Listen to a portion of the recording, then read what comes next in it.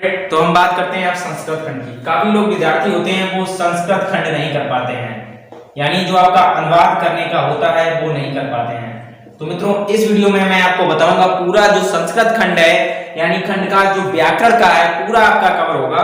तो मित्रों यहाँ पर एक श्लोक आता है, मित्रों यहाँ पर लिखा है सर्वे भवन्तु सुखिनः। इसमें आपका जो लिखा है वो लिखा है सर्वे भवन्तु सुखिनः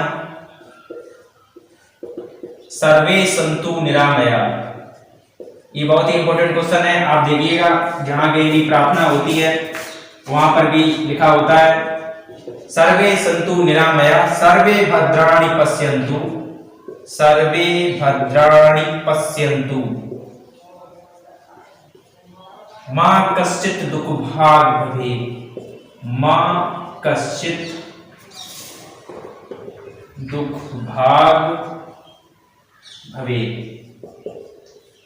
मित्रों मोस्ट इंपोर्टेंट ये आपका क्वेश्चन है यूपी बोर्ड की दृष्टि से। हाई स्कूल में अगर आप हैं, अगर आपके सिलेबस में ये है तो मित्रों पैसे तो है ही, लेकिन अगर आप कहीं प्रेयर करते हैं तो उसमें सब लोग बोलते हैं सर्वे भवन्तु सुखिनः सर्वे सन्तु निरामया सर्वे भद्राणि पश्यन्तु मां कश्चित् दुःखभाग् भवेत्। इसका अर्थ क्या है मित्रों सब पढ़ लेते हैं।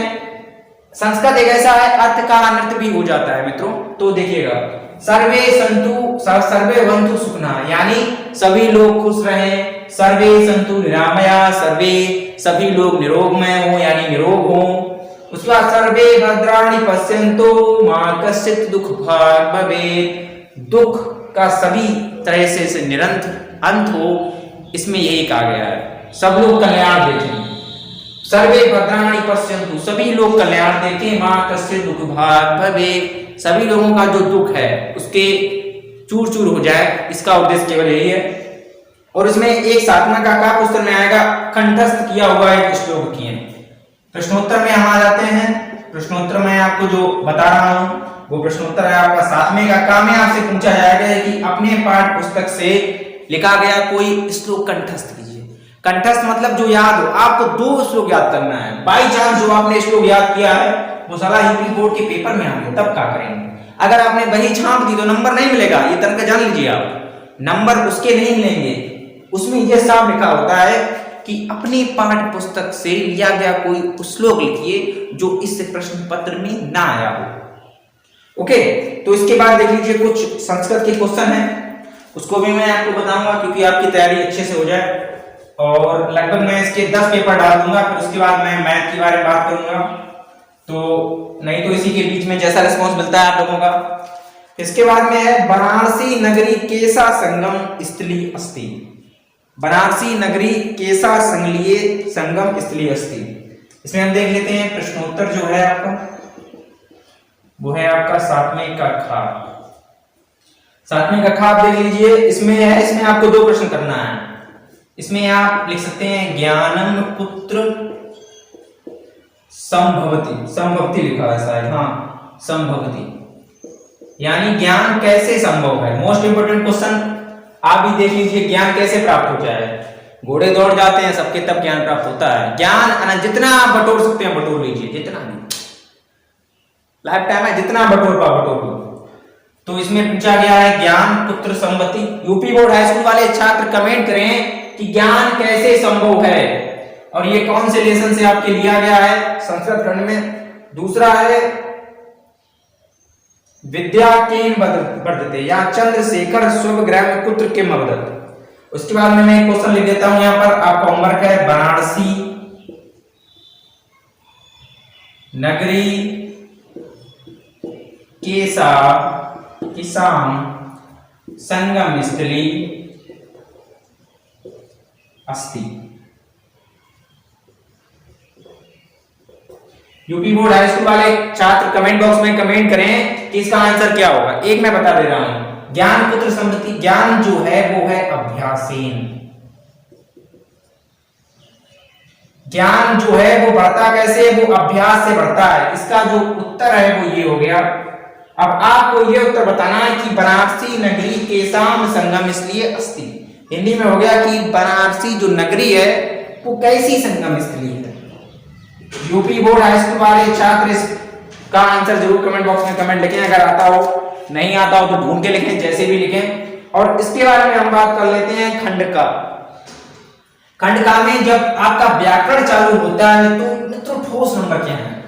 यूपी बोर्ड हाई स्कूल में ठोस नंबर 30 नंबर सारा तुमको वहां से मिल जाएगा। ओके, और उसके बाद में जो है आपका 8वें का ये आपका प्रश्नोत्तर हो गया। उसके बाद में इसमें करोड़ रस आ गया। क्या आ गया आपका? करोड़ रस।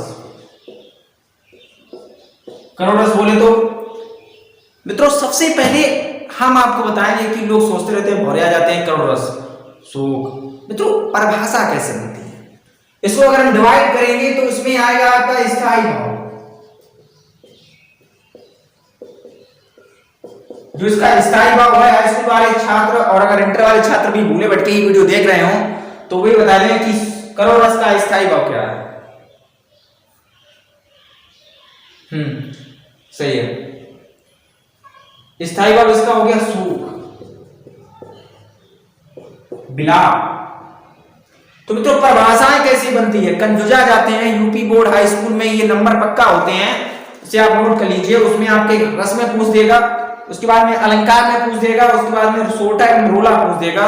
ये 2 2 4 6 नंबर हलवा नहीं है, रट के जाइए, तुक्का मार के आइए, तुक्का लिख के आओ, उसमें नंबर तो मिलेगा पक्का आपको। तो मित्रों यहाँ पर करोड़ रस की परिभाषा बताते हैं। स्थायी भाव अगर आपको याद है तो ये 4 चीज यहाँ पर लिख देते हैं हम। जब शोक नाम, पूरी परिभाषा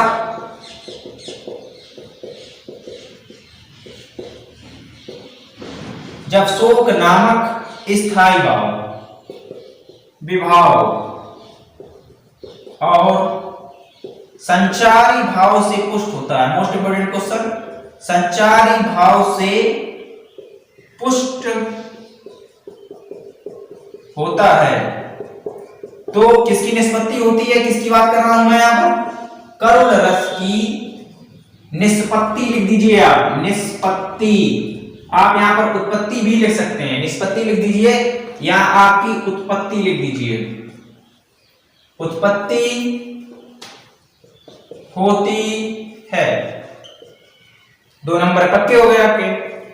तो परिभाषा केवल स्थायी भाव याद रखिए। जैसे हास्य का होता है हास्य, सानी बनता हास्य, स्थायी भाव होता है सो। करोड़ रस जब सो, केवल ये अच्छा कॉमन सेंस भी आपके होते हैं स्थायी भाव। इनके बिना जो है आपका वो रस बन ही नहीं सकता है। कौन कौन से?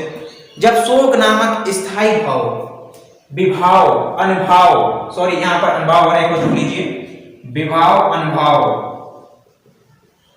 और संचारी भाव से पुष्ट होता है तो करोड़ रस की निष्पत्ति होती है। हो गया ना 2 नंबर? ठीक है। तो करोड़ रस का उदाहरण क्या है?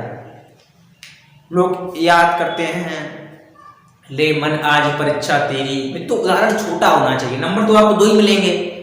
देखो हाई स्कूल वाले छात्र कमेंट बॉक्स में कमेंट करें, ये जो है आपका करोड़ रस, एक फंसा पटक रही थी शीश, ऐसे करके कुछ मुझे ध्यान नहीं आ रहा उसका। अंधी आज बनाकर मुझको किया न्याय तुमने जगदीश, ये करोड़ रस का उदाहरण है, देख लीजिएगा आप इसको और अच्छे से लिख दीजिएगा। तो अब हम बात करते हैं हास्य रस की। आपका जो ये करोड़ रस है वो कंप्लीट हो गया। अब मैं बात करूंगा आपको हास्य रस की। हास्य रस जैसे आपने वो लिखा है परिभाषा, अब यहां पर देख लीजिए आप हास्य रस। हास्य का हास्य हो जाएगा जब हास्य नामक स्थायी भाव, विभाव, अनुभाव और संचारी भाव से पुष्ट होता है तो निष्पत्ति कितनी होती है? हास्य रस की। इसका एक एग्जांपल बहुत ही इंपॉर्टेंट है। कहने को तो आप लिख सकते हैं कि बिंद के वासी उदासी तपोव्रत धारी, महाबिनु नारी दुखारे, गौतम दिए त्रि तुलसी सो कथा सुनी भय मणिबंध सुखारे, है शिला सब चंद्रमुखी पर से पद मंजुल कंज तिहारे, कीने भली रघुनायक जो करना करो कानन को पग उधारे। बहुत लंबा है, मिलेंगे 2 ही नंबर। तो लिखो ना, जो मैं बता रहा हूं। लिए तंबूरा मंच पर बैठे राम प्रताप, वाह। लिए तंबूरा मंच पर बैठे राम, मंच पर बैठे राम प्रताप, और तान मिले 15 मिनट, तान मिले पूरे 15 मिनट, और घंटा भर आलाप। वाह, कितना एकदम कतई गहराई है इसका। हमें खुद जब से मैंने जब इसको पढ़ा है, सर ने पढ़ाया था, तो तब भी मैं ऐसा था, आज तक नहीं भूला हूँ ये।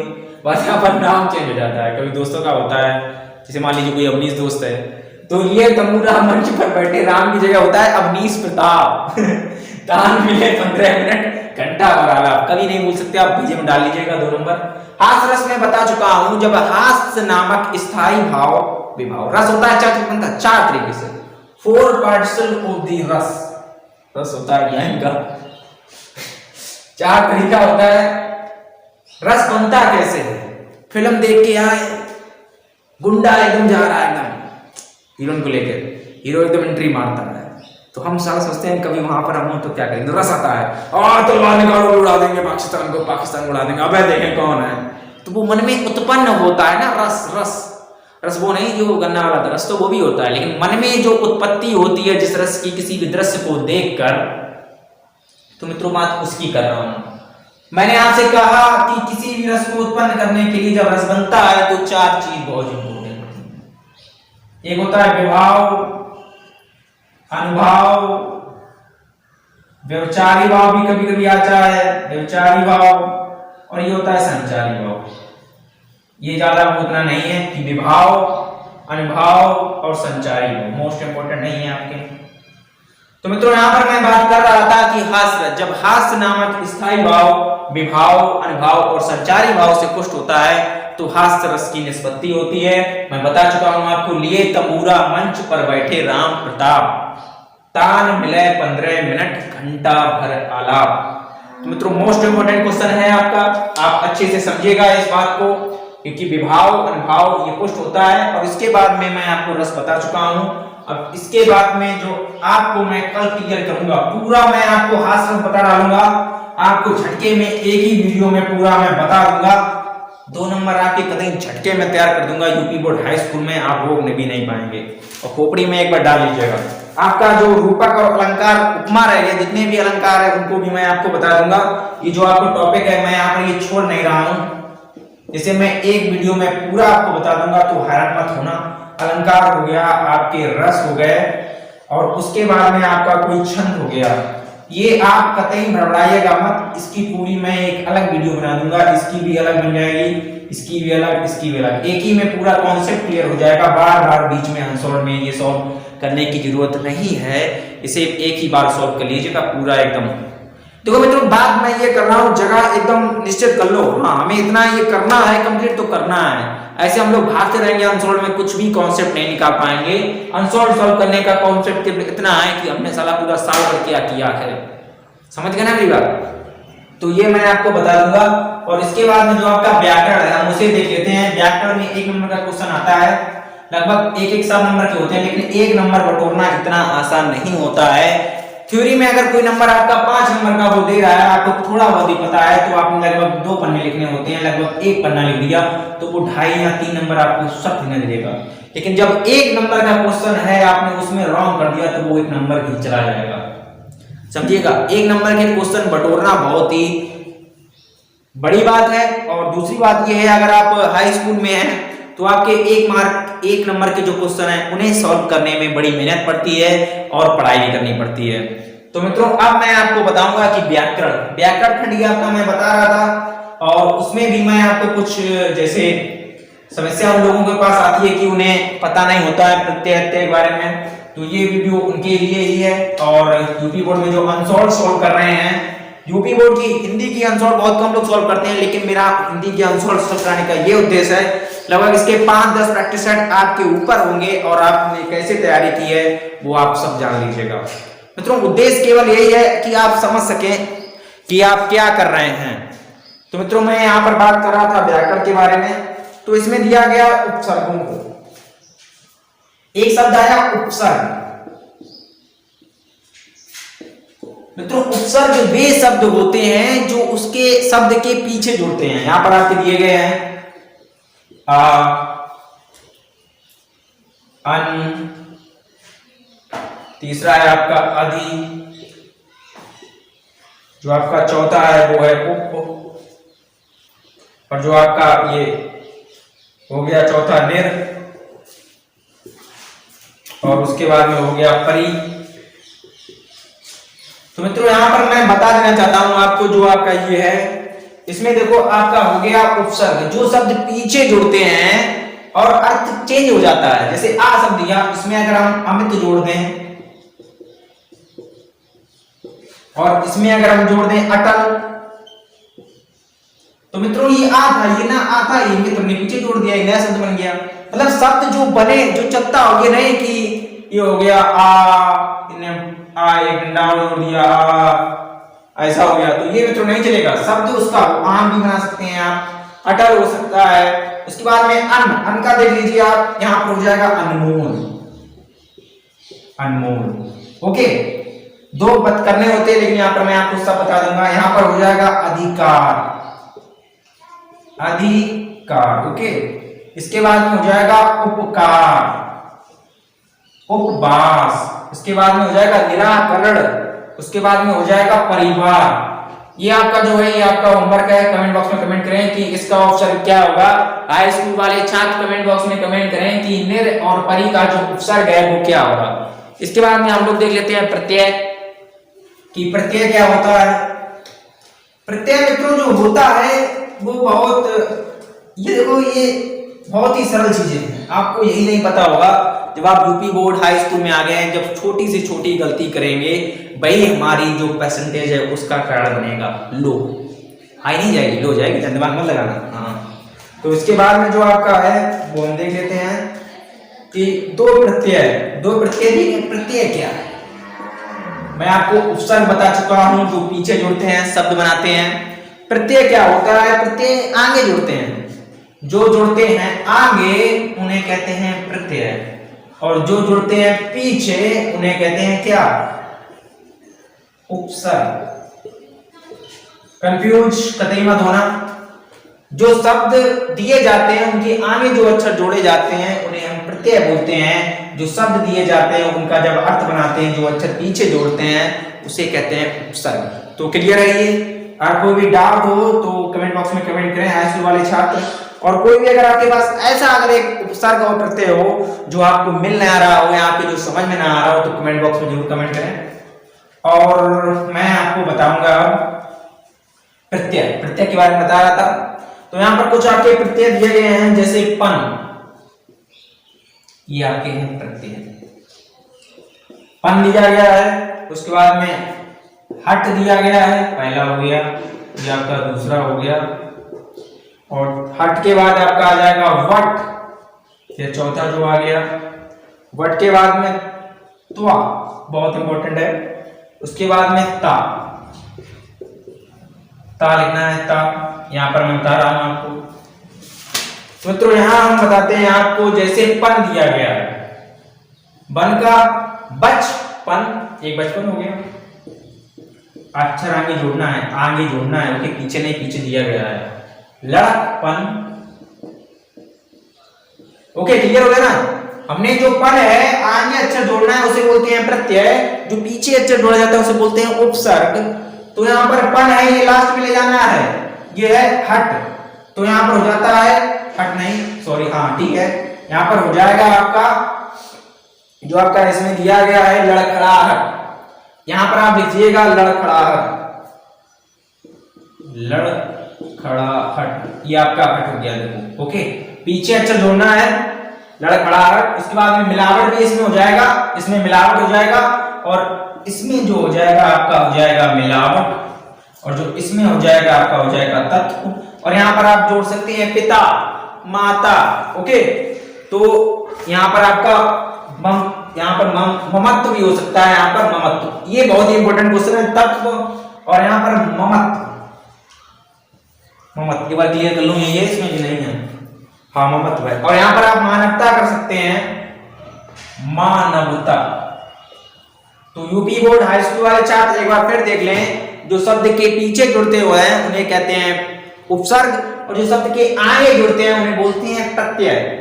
पन का बचपन, लड़कपन, हट का लड़खड़ाहट, वट का मिलावट, दिखावट, उसके बाद में त्व, तत्व, ममत्व। ज्यादातर ये इंपॉर्टेंट है, क्योंकि जो बच्चा ज्यादा सोच लेता है माइंड से, उसका तत्व तो उसे याद होता है, लेकिन ममत्व एक शब्द होता है ममत्व। ये बहुत इंपॉर्टेंट क्वेश्चन है, वेरी वेरी इंपॉर्टेंट है। वैसे इंपॉर्टेंट तो सब है, लेकिन ये ज्यादा इंपॉर्टेंट है क्योंकि दो पूछता है। ता मानवता हो गई, माता हो गई, पिता, तो ये सब हो जाएंगे आपके, इस कॉन्सेप्ट क्लियर हो गया।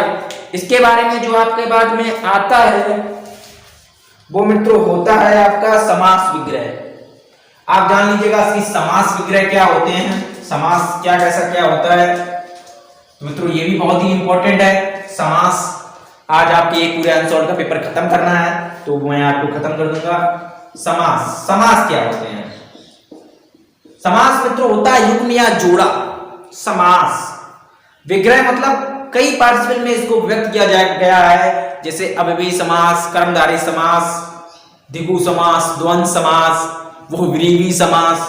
तो मित्रों इंपॉर्टेंट क्वेश्चन ये होता है कि हम इसमें छांटे कैसे कि कौन सा समास है। और यूपी बोर्ड हाई स्कूल में जो पूछा जाता है वो यही पूछा जाता है कि सारा समास कौन सा है। तो समास देख लीजिए, इसमें देखा है चंद्रवदन, चंद्रवदन, ओके, ये आपका पहला जो हो गया वो आपका हो गया चंद्रवदन। दूसरा देख लीजिए, दूसरा आपका हो गया चौपाया। हर एक क्वालिफिकेशन खुद ही बताता है कि मैं हूं भैया, मुझे उठा लो आगे यहां से। सवाल का आंसर जो होता है वो सरल सवाल में होता है, हम लोग समझ नहीं पाते हैं, सोचने की देर होती है। अगर आपने पूरी साल पढ़ा है तो देखो ये हलवा होंगे जो बच्चे पढ़ रहे होंगे, ये हलवा है, मैं बता रहा हूँ ये सब हलवा है। बच्चा अटकता है श्लोक में, संस्कृत में, और पद्यांश कहां से लिया जाता है, उसके बाद में बच्चा अटकता है 10 नंबर के क्वेश्चन में, जो साला हिंदी पद साहित्य के इतिहास में आता है और हिंदी गद्य साहित्य के इतिहास में आता है, वही 10 नंबर माइंड सेट करता है। ये बच्चा उड़ा ले जाते हैं, उड़ा एकदम रट्टा एकदम उड़ा ले जाते हैं सब।